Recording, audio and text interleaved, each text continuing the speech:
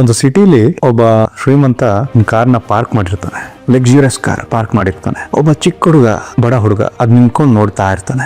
ನಿಂತ್ಕೊಂಡು ಆ ಕಾರ್ನ ನೋಡೋದ್ನ ಆ ಶ್ರೀಮಂತ ಅಬ್ಸರ್ವ್ ಮಾಡ್ತಾನೆ. ಪಾಪ ಶ್ರೀಮಂತ ಆಗಿರೋನು ಒಳ್ಳೆ ಮನುಷ್ಯ ಅನ್ಸುತ್ತೆ. ಆ ಹುಡುಗನ ಹತ್ರ ಬಂದು, ಹೇಯ್ ಏನೋ ಒಂದ್ ರೈಡ್ ಹೋಗ್ಬೇಕೇನೋ, ಇಷ್ಟ ಆಯ್ತಾ ಈ ಕಾರು ಅಂತ ಕೇಳಿದಾಗ ಆ ಹುಡುಗ ಪಾಪ ನಾಚ್ಕೊಂಡು ಅಂದ್ರೆ ಮುಜುಗರದಿಂದ ಹೌದು ಅಂಕಲ್ ಇಷ್ಟ ಆಯ್ತು ಅಂತ ಹೇಳುತ್ತೆ.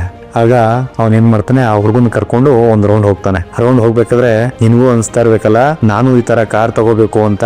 ಇದು ನನ್ಗೆ ನಮ್ಮ ಅಣ್ಣ ಪ್ರೆಸೆಂಟ್ ಮಾಡಿದ್ದು ಈ ಕಾರು. ಈಗ ನಿನ್ಗೂ ಅನ್ಸ್ತಾ ಇರ್ಬೇಕಲ್ಲ, ನಿನ್ಗೂ ಒಬ್ಬ ಈ ತರ ಅಣ್ಣ ಇದ್ದಿದ್ರೆ ಎಷ್ಟ್ ಚೆನ್ನಾಗಿರ್ತಾ ಇತ್ತು ಅಂತ ಕೇಳಿದಾಗ ಹುಡುಗ ಹೇಳ್ತಾನೆ, ಇಲ್ಲ ನಾನು ನಿಮ್ ಅಣ್ಣನ್ ತರ ಆಗ್ಬೇಕು ಅಂತ ಯೋಚನೆ ಮಾಡ್ತಾ ಇದ್ದೀನಿ. ನನಗೆ ನಿಮ್ ಅಣ್ಣನ್ ತರ ಆಗ್ಬೇಕು ಅಂತ ಇಷ್ಟ. ಯಾಕಂದ್ರೆ ನನ್ಗೂ ಒಬ್ಬ ತಮ್ಮ ತಂಗಿ ಇದ್ದಾಳೆ, ನಾನು ಅವ್ರಿಗೆ ಈ ತರ ಕಾರ್ನ ಗಿಫ್ಟ್ ಮಾಡ್ಬೇಕು ಅಂತ ಹೇಳ್ತಾನೆ ಹುಡುಗ. ಅದಕ್ಕೆ ಸ್ನೇಹಿತರು ಹೇಳೋದು, ನಮ್ಮ ಯೋಚನೆ ಯಾವಾಗ್ಲೂ ಎತ್ತರವಾಗಿರ್ಬೇಕು, ದೊಡ್ಡದಾಗಿರ್ಬೇಕು. ಅವಾಗ್ಲೇ ನಾವೇನಾದ್ರೂ ಸಾಧಿಸೋಕ್ಕಾಗೋದು.